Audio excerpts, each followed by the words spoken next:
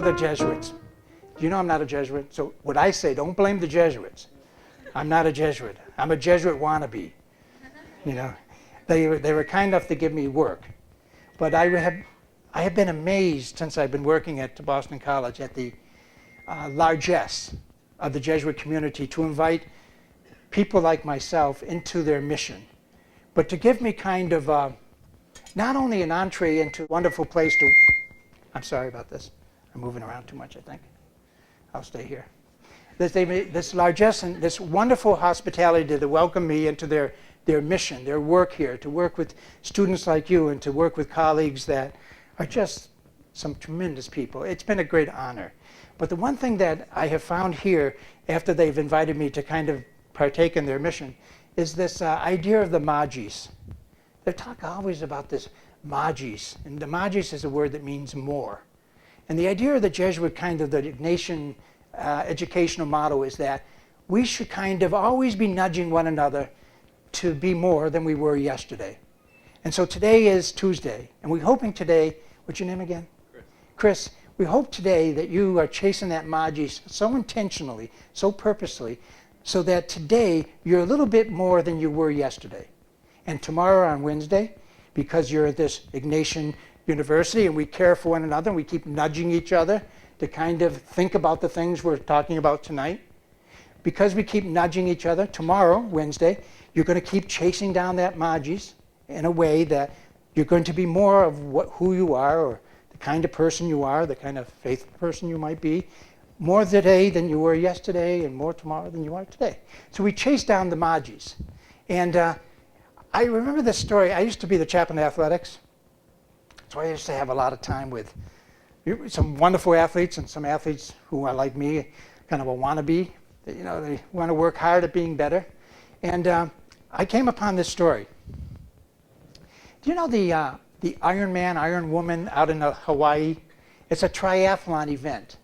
They have to run like 28 miles or 26 miles. What's a marathon? 26?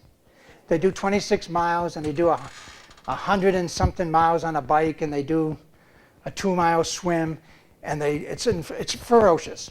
Well, the best guy in the whole world at this is a guy named David Scott. David Scott is phenomenal.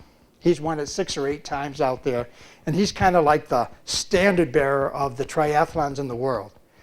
And so I started to get interested in him, and I started to research how he went out becoming the best, and he's been the best for a long time. So in a sense, I was trying to say, he chases the Magis because no one can catch him. So he always gets better each day. So I started to ask, what does that guy do to be the best in the world at what he does? Because I want to try to be better in my own life. So this is what I found he did. Now this is true. He rides a bike, 74 miles. He swims 20,000 meters. And he runs 17 miles on an average every day. I'll say that again. He runs 17 miles. He bikes 76 miles. And he swims 20,000 meters every day. That's why he's the best. He's committed. He's in the wheelbarrow. He has disciplined himself in such a way with the borders and the structure of his life where he gets the best out of his effort. Oh, excuse me. But he worries about some kid in New Zealand. I read about New Zealanders. They always physical people.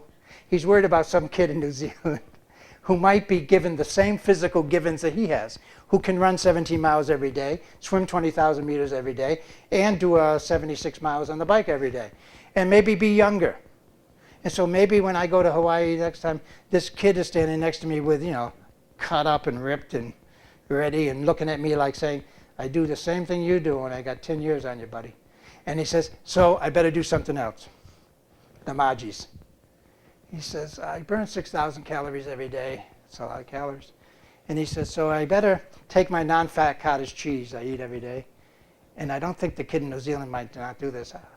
I'll rinse it out twice. I'll get even extra fat out of it. He says, it's the little extras that you figure out to do. It's the rinsing out of the cottage cheese that puts me ahead of myself that was yesterday. It's the little extras that I do that separate me from how I was yesterday and separates me from my competition, which I'm not worried about. I just want you to be thoughtful about how can you be more today than you were yesterday. And tomorrow, how can you be more than you were today?